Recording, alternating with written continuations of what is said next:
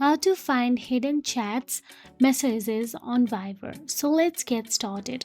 First of all you have to do is open the Viber app on your mobile device and make sure that you are signed into your Viber account.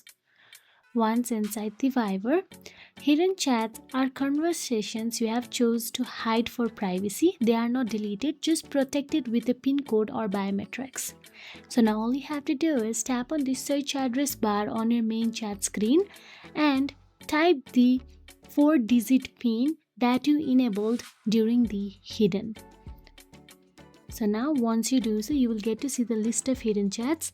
Simply tap on it and view it. So that is it.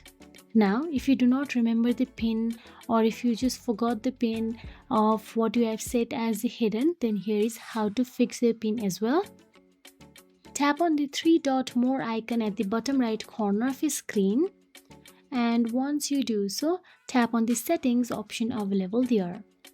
Inside settings, tap on the privacy. Inside privacy, scroll and tap on the hidden chats.